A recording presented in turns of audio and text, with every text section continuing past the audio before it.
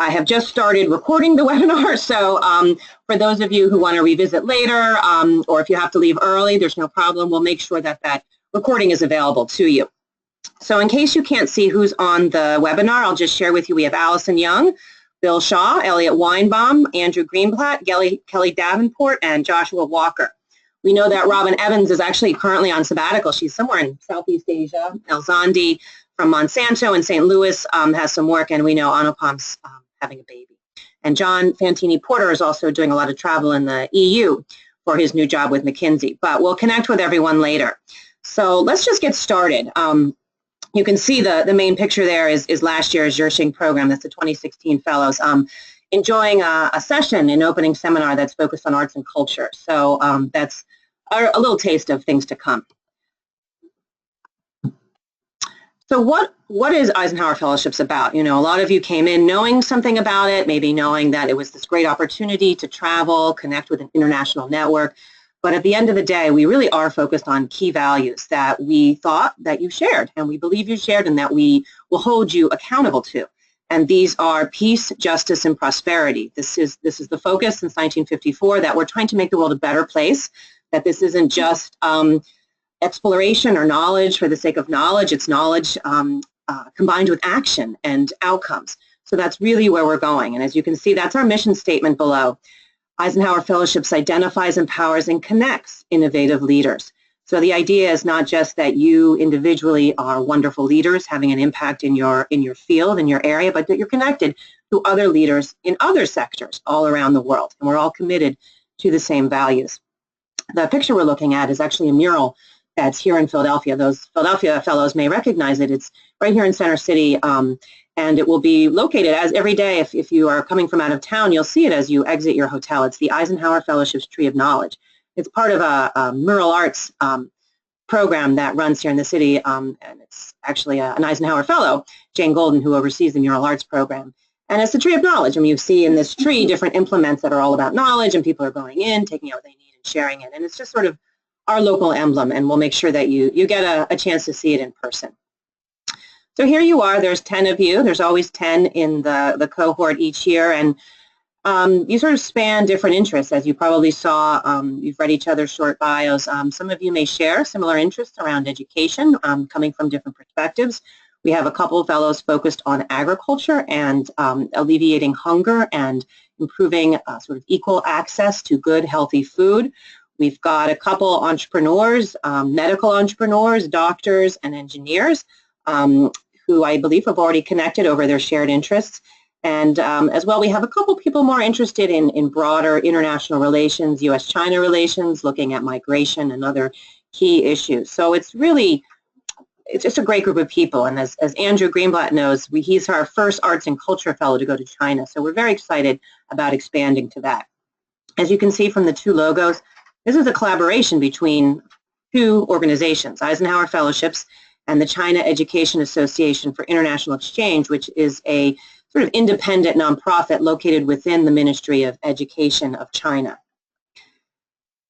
We've been partners with CEAIE for nearly 20 years. We're actually celebrating the anniversary of the first single nation program from China, which we did with CEAIE some 20 years ago. And in March, I'll be going with a couple colleagues, our president, George Dalama, and our vice president, Aaron Hillman, to celebrate this milestone, which is pretty unique. We have 50, 70 China fellows now. We'll be making sure that you engage with as many of the fellows in China as possible. They're a very diverse and very accomplished set of fellows, mostly located in Beijing and Shanghai. So it's really a wonderful opportunity. I also, I think, want to just stop here for a moment and sort of emphasize that it is more than our other programs, a truly bicultural experience. China is a different sort of animal in terms of its government structure, in terms of its politics, its relation to the United States, and as a player on the world stage. And we see that as well in our collaboration, that you, in a different way, are kind of going into another system with this partnership. And so you'll see that not only do you have to navigate a different country's culture as you figure out how to connect with the people you meet on fellowship, but also relating to our Chinese partner and how they structure programs and how that particular government bureaucracy works. So it's kind of an interesting insight that has its own challenges and rewards. what is sort of the overall time frame? So as I'm sure Shay and Natalie have talked to you about, being prepared is really the key to having the most productive, most fulfilling fellowship. So what we're doing now is you are working with Natalie and Shay to develop your project, your fellowship objectives, identify a sort of small-scale fellowship project that you commit to implementing and pursuing post-fellowship. You're engaging with your own personal network, getting ideas for people, organization, lines of inquiry, different questions that you want to ask. And within the next week or two, we hope to introduce you to the program officers in China with whom we will be working. We're lucky that we'll be working with the same team of officers who we had last year, so there's continuity, and they will be familiar with past programs, and they will be supported by our program team here in the United States. Moving into March, you'll start to communicate on a more regular basis with the Chinese program officers and with Shay and Natalie, kind of fleshing out what are your priorities. You have a lot of ideas, but what do you really need to do in Beijing? What do you really want to do in Shanghai? What are the other 1 or 2 cities that you really feel might be important to visit? Do you want to go to a rural area? You sort of need to establish this very clearly. You don't have a lot of time. It seems like a month is a big gap, right? Your family and friends think, oh my gosh, how could this be? But when you think about the actual time that you'll have dedicated to the fellowship, you have 2.5 weeks at the most. So you need to think about how to strategically design something that is fulfilling, productive, focused, and that sort of gets you the knowledge and the context that you need. It's if you think about a 2 or 3 day opening in Beijing, a 2 or 3 day closing in Shanghai, that does limit your ability to access different cities. So you have to be focused. In April, we have our opening seminar with you. So this is the beginning of the bicultural experience. First, you have opening with Eisenhower Fellowships, and then you'll have an opening in China. And in May, you'll continue working with the POs to finalize the program, and then in June, you travel for fellowship. So as I said, the things that you can be doing now to help prepare yourself, help prepare your program team, both in China and the United States, is to really just clear your plate, start to focus. It's very difficult with full-time job, family, all these different obligations to carve out time to think about key questions for fellowship. But I really encourage you to spend 15, 20 minutes a day just thinking through different pieces, asking yourself questions, thinking about the questions Shay and Natalie will pose to you about your objectives and whether they're realistic, whether they should be refined, whether you can restate them in different ways. Send a few emails. Just let people know I'm going to China. Do you know anyone who's been to China? Any advice? You'd be surprised. People, their networks are pretty broad. So even if you don't think they know anything about China or someone in China, they will may. And then you want to sort of prepare your colleagues at work that you're going to be out. It's going to be difficult for you while you're in China to be managing your job. And this is a good exercise in delegation, right? I think a main focus that I would encourage you in February is to really define the focus and the purpose of your fellowship. Eisenhower Fellowships is really focused on real-world impact. In the old days, people could come on fellowship and it was more exploratory and open-ended. But in this day and age, for us to remain relevant as an organization and to demonstrate that we matter, we need to show that our fellows are leaders with impact. So as I mentioned at the beginning, the knowledge that you seek on fellowship ought to be tied to some action, some plan post-fellowship that you will implement, whether it's through the form of partnerships and collaborations on different projects, whether it's some sort of pilot program in education, helping you define a policy change that you wish to see in your sector. You really have to have this focused. Now, we understand you only have 2.5, 3 weeks to really delve into this topic, so you have to be clear about it, clear about what you want to do, what you can achieve, and what you will do post-fellowship. So this will be a lot of what you'll talk to Natalie and Shay about. So here's another overview of the different events. Opening seminar in Washington, opening seminar in Beijing, the fellowship travel, closing seminar in Shanghai, and then closing seminar in Philadelphia. So the opening seminar in Washington, D.C. is really an opportunity for you as a group to get together, know each other, understand each other's interests, exchange ideas, talk about your itineraries. We're also going to be providing a number of substantive pieces to help you understand China, what's going on in China, economy, politics, and society. So we're going to create a couple panel discussions with experts on China and Chinese-U.S. relations to help us get a better sense of this unique country to which you're traveling. And then we'll make every effort, of course, to link you with, we have a ton of local Eisenhower fellowships in Washington, D.C., many of whom were in previous Zhi-Xing cohorts. So we'll be bringing in a lot of those fellows to talk to you about their experience in China, sort of advice that they can give you about how to maximize your time there, you know, how to deal with like issues around protocol, shaking hands, how do you introduce yourself, a few of the cultural things that they encountered. But this is what the opening seminar will do. Shay and Natalie and I will be putting together about 2 days of experiences for you, some of which are about Eisenhower fellowships and your introduction to this wonderful network, and some of them are going to be about how to sort of bridge the gap culturally as you head off on travel. The opening seminar in Beijing is a little deeper dive into some more particular topics in China. Our partners in China, CEAIE, they partner with Renmin University, one of the top universities in the country, to organize 2 to 3 days of lectures in the morning around, it could be around education, you know, the workforce, workforce development organizations, you know, vocational training, higher education challenges. So they'll pick a few topics that they believe are relevant to you and do a deeper dive. So we might actually make a request. Let's look at entrepreneurship. Let's look at entrepreneurship in healthcare. Let's talk about the healthcare system. Let's talk about social welfare, retirement, different things that might be of interest to you. So they will design that with some consultation with us. And you'll also have some site visits. You'll get out of the university, you'll drive around, you'll experience Beijing traffic, which will require some patience, as well as Beijing air, which will be interesting for you, and so you'll get out and you'll get to see, you know, major tourist attractions. You'll be having a trip to the Great Wall. You'll have time to go to the Forbidden City and Tiananmen Square, as well as something more professional, like going to see the sort of Chinese version of Uber, which I think is called Didi Dache. And there's a lot of different organizations with whom they will connect you, and you'll have time to hang out with your CEAIE program officer, talk a little bit about your itinerary. It won't be 100% done by the time you get there. There will be some stuff at the end that won't be confirmed, so you'll want to, you know, talk about that. And you'll have some group dinners and different activities, including activities with our Chinese Eisenhower fellows. And then you're off 2.5 weeks. It's really a lot of fun. I think the best part about this program is that you're in the group. And while you don't all have the exact same itinerary, it's a lot different than just traveling by yourself on fellowship, and it's really something that we're glad that we're able to offer through this unique experience. The closing seminar, closing seminar in Shanghai will be time to reflect. You'll have a report you need to write. You'll give a short presentation to the group, to our partners, give them some feedback, and again, have a chance to meet with some Eisenhower fellows. There will also be a closing seminar in Philadelphia, to which we'd like to invite you. The dates are October 3rd through 5th. So please hold these on your calendar. This will be a really great opportunity for you to connect with the greater Eisenhower network. You'll be coming into town with our Middle East and South Asia program of 25 fellows, and this will really be a very enriching experience for you.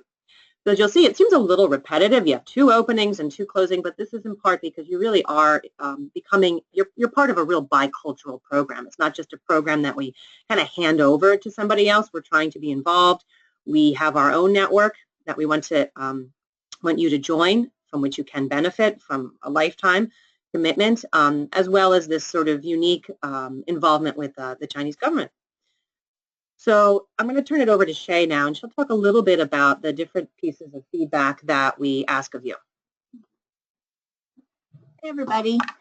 So there's 3 main deliverables that we're going to be asking of you. The first one is the fellowship report. And the purpose of this is really just an analysis of your fellowship, particularly the productivity of your meetings and how everything went, and how this furthered your objectives and goals, the fellowship. And then you'll summarize how your project changed, how it developed, as well as next steps for your project for implementation and development in the short, medium, and long term. This really helps you have to follow up and track our fellows for impact and to see how they're doing, etc. So it's really important that we get this report and that we go through it with you.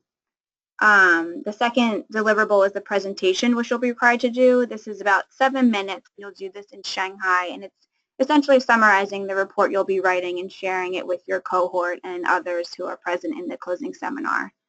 And the last is your fellowship evaluation, which will be an assessment and a grade of the experiences and feedback on your meetings, which really helps us when planning further programs and seeing how your experience went and what worked and how we can do better. So those are the three main deliverables just to keep in mind through the next few months.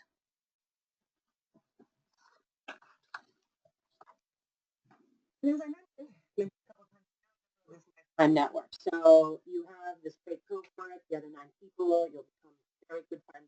But over the years, you will have opportunity you'll be invited to global conferences. There's just a lot of great activities going along, whether in your local chapter in DC, St. Louis, San Francisco, but around the world, there's all sorts of things happening.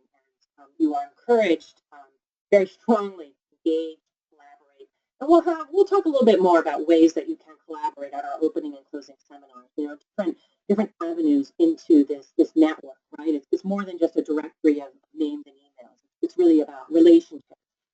So I encourage you to think about that. And then just a note of our social media, you know, check in. We have a Facebook group, we have Twitter, we're on Instagram, we have all sorts of, we're on LinkedIn. We have private and public groups. I encourage you to get in and network and see what's happening.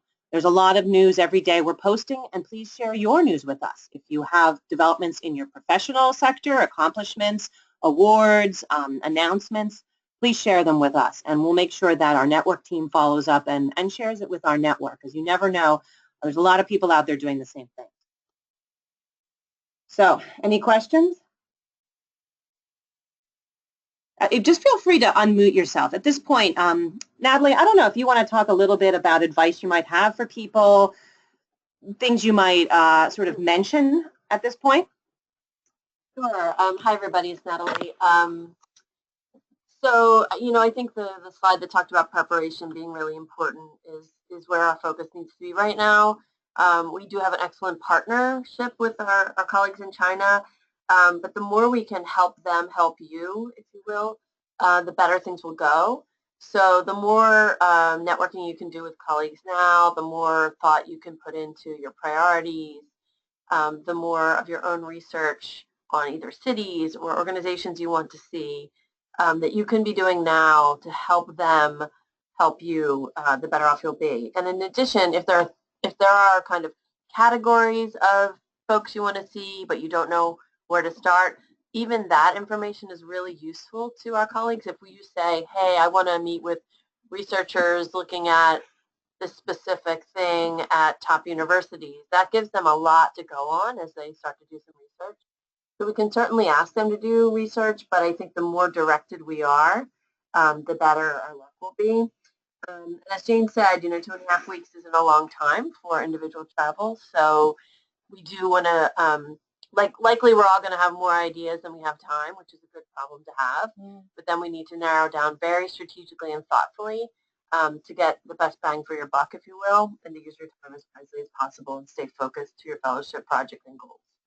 So that's kind of the main advice I would have. The other thing is being really responsive to our colleagues in China. They're really going to look to us for help and for our responses to their suggestions and ideas and their emails, and it's essential that you are responsive to them, certainly with collaboration with Shay and I, but they are very much looking to hear from you. And again, it behooves you to be timely and responsive with them. So these are just some things we've learned after doing this for a couple of years about, you know, how to maximize your fellowship. So I hope that's helpful, and then I think we're going to open it up for questions. Yeah. There's That's great advice. I think you kind of hit it on the nail on the head there with those pieces. With those pieces about moving on, about or communicating with your PO, and you should be very clearly this is a top priority. These other things, you know, helping to focus. The team is really. I'm sorry, I think I just got cut off, but these are key things. So I'm going to open up, unmute yourself, ask a question. We're happy to answer anything. large or small.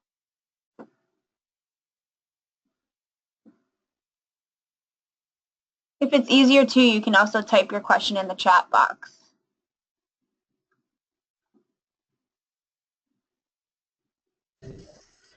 Hi everyone, this is Allison. Can you hear me? Yeah, great. Go ahead. Okay, hi. I have a question about in preparation mode. If there are people that we would benefit from talking to here in the States, potentially at the State Department or others, can you guys help facilitate that before we go? Yeah, sure, absolutely. I'm just curious if that's kind of within the scope of what we're doing. If there are some background that that we're looking for, yeah, is that part of what we should be doing right now? Absolutely, makes total sense. Someone's asking a question about technology. This is a good point. So what technology will we have to work? Well, yeah, so there's this great firewall. You will be given a phone. So the Chinese partner will give you a phone that will give you a local number. They'll give you some prepaid minutes, and you can always add to that by buying a phone card. So, but you should have your own computer. I wouldn't bring a lot of private, you might want to remove the Can you hear me now?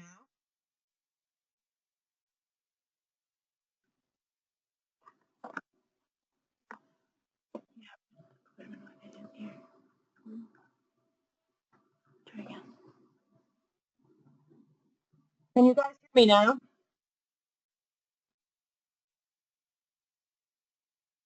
Sort of. Okay, well, I'll try and be brief.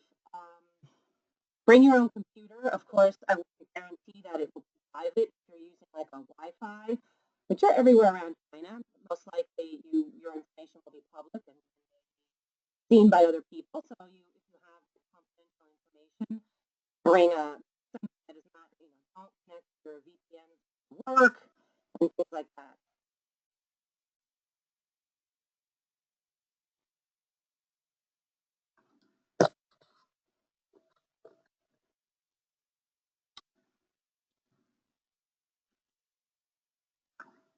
Yeah, I'm sorry. It seems like the internet's giving a problem. That keeps disconnecting. Sorry, I'm trying to fix my computer. Okay, I'm good now. Maybe there was a problem. All right. I think it might have been a connection got pulled. So what was I saying? You'll have a phone, a local phone that you can use. Apple products are better. My iPhone works very well. You can use maps. You can use them you can see them in Chinese and Mandarin, so you can show it to taxi drivers. You can bring your own laptop. However, those of you who work for larger institutions or government clients, you're going to want to wipe it. You don't want to be connecting to your private, professional, the VPN networks at work, because you cannot guarantee the privacy of the information. So if you have, like one guy last year or the year before, he worked for the Federal Reserve Bank. He was completely disconnected. He wasn't allowed to access his email. He wasn't allowed to bring a work computer. He couldn't do anything. So he was basically off of work, which was nice for him, but that's not realistic for everyone. So yes, bring a computer. You will need it. You can, I will send you some information about, there are ways to get around the Great Firewall, so you can access Yahoo, and you can access your Gmail, and you can access all different things. You just have to buy yourself, it's like $30 a month, or even maybe $15 a month. You just buy a subscription to a virtual private network that can get you around this Great Firewall problem. But so it's not really an inconvenience. It's kind of amazing how easily you can access everything. People were telling me that they could still get onto their Netflix account and watch movies. I mean, do you need to do that? I don't know. It's up to you. But it's the privacy issue is certainly something to consider. If you care that people are reading your emails, then you might want to think about an alternative, buying some sort of blank or new tablet or something to bring. What was the other thing? Oh, the other thing is, you're going to have an interpreter with you all the time. The interpreter will be one assigned to you. She'll travel, he or she, but most likely she will travel with you on your entire itinerary, everywhere you go, in all your meetings. And that person will be able to help you if you have issues with getting connected on the phone or using your computer. They can help you navigate taxis during the week. Your weekends, you're on your own pretty much. You'll probably be mostly traveling to and from different cities as you move around. That's when you'll typically, leave one city and arrive in another. So you're going to have a lot of support. And the other thing I will do is, for those of you who are located in our hub cities, like St. Louis, Philadelphia, I'm thinking San Francisco, I'm pretty sure there's a previous Zhi-Xing fellow nearby. So I'll connect you and we'll make sure that you have a chance. They can really delve deeper into these issues around technology and some of the logistical challenges that you may be thinking about.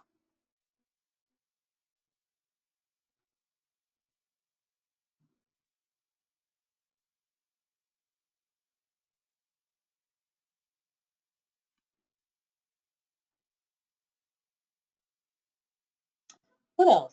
Trying to think what else. Oh, yeah. Some of you may be thinking about Hong Kong, or Tibet, or Xinjiang in the West. Those are not part of our fellowship itineraries.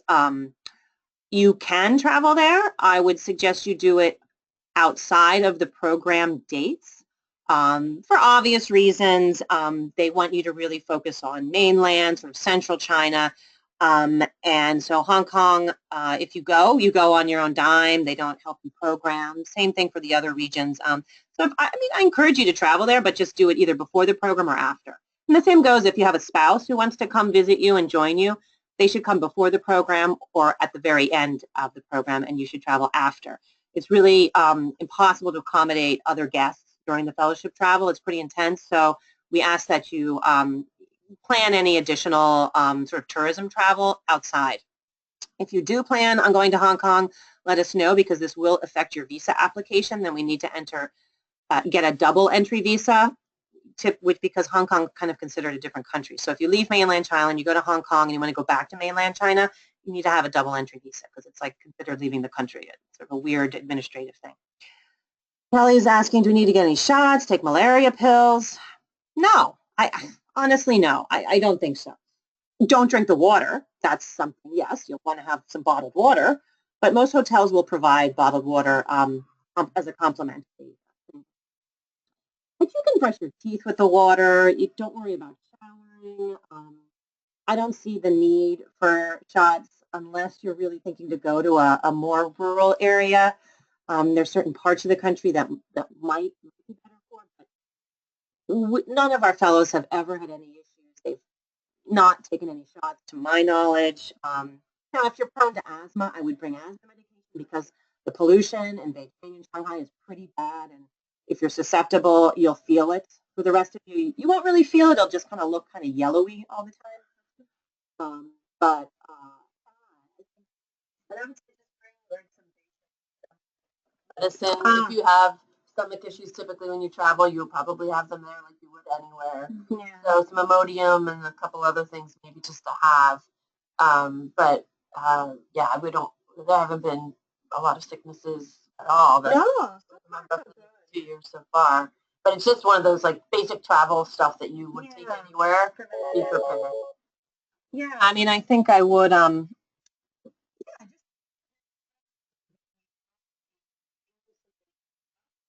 know, around the subways and so forth. So, no,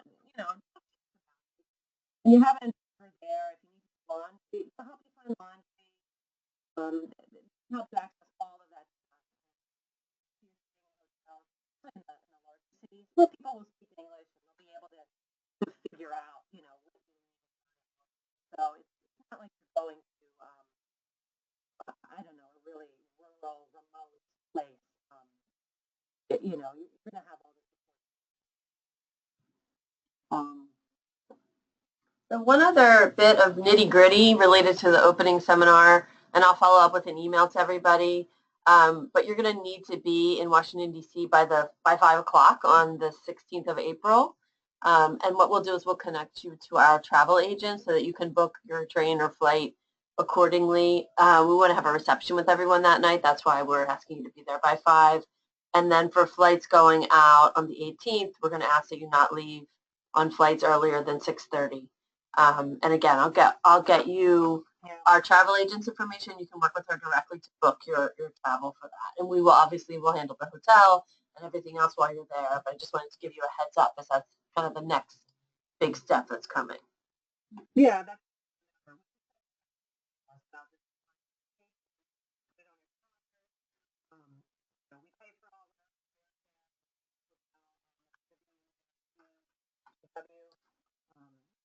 yeah, so it's all set.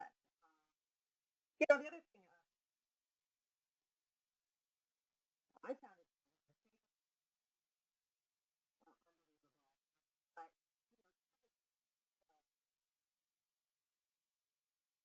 yeah.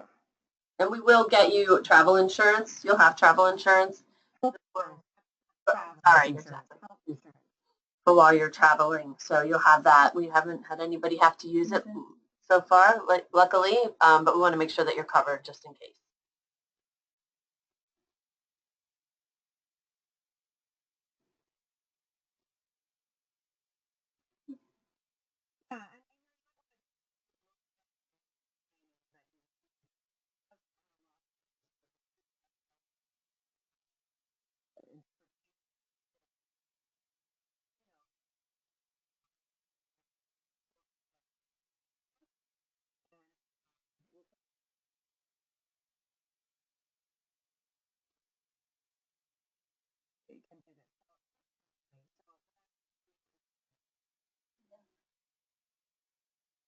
We'll make sure to send everyone this recording if you can hear us with some other follow-up information from the call. Yeah. For the technical difficulties. Don't really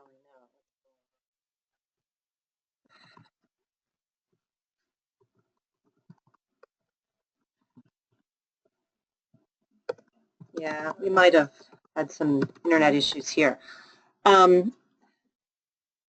Yeah, so does anyone else have any questions? I'm sorry, I feel bad about the technical issues that are sort of impeding this flow.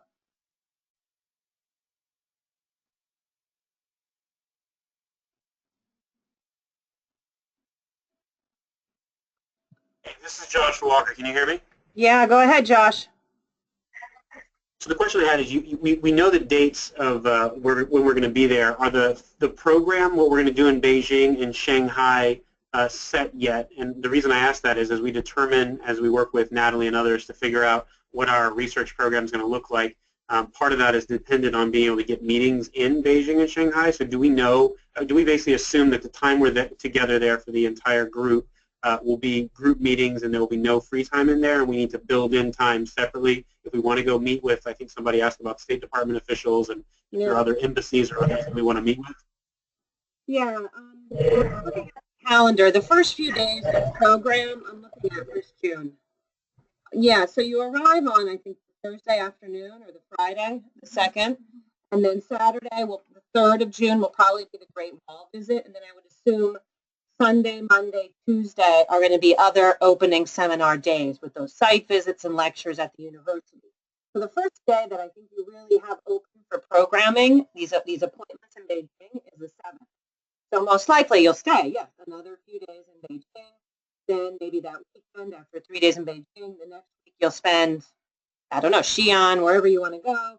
The week after that, again, you're going to keep moving, and then you'll return to Shanghai, I would think, around the 22nd. Let's see. The last day is the 28th of the program. Yeah. You're going to want to return it because you're going to want to have appointments in Shanghai, right? So you're going to have to come back to Shanghai around the 21st, I would think, depending on the number of days and meetings you want. So yeah. Does that answer your question? It does for the part I could hear, but honestly, I only caught about 1/3 of that because you faded in and out the whole time. Okay. What I said was you'll need extra days in Beijing, probably from the 7th onward. You'll have available for programming.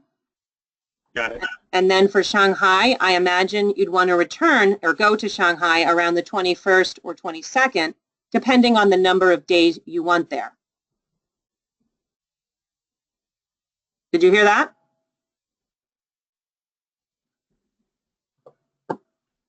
Okay. Okay. I heard most of that. Yep. after the 7th, and then we'll go to Shanghai early, depending on the number. Thank you. Is there anything else people have? I'm sorry about this technical problem.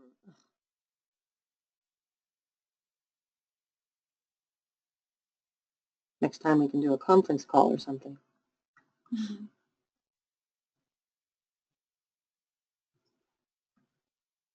Okay, so what we'll do is follow up this webinar with a summary of things we've discussed, key dates, anything else we can think of. And we will get back to you in about, if it's February, I would say mid-March, late March, we will send you the schedule for the opening seminar in April. In the meantime, you will work with Shay and Natalie to arrange your travel and work on your program. Thank you all for joining us. We really look forward to working with you and sharing with you this really wonderful experience in China. So so good luck, work hard, be responsive, and we look forward to seeing you soon. Thank you, everybody. Goodbye. Can you hear me? Yeah. Goodbye, if you can hear me.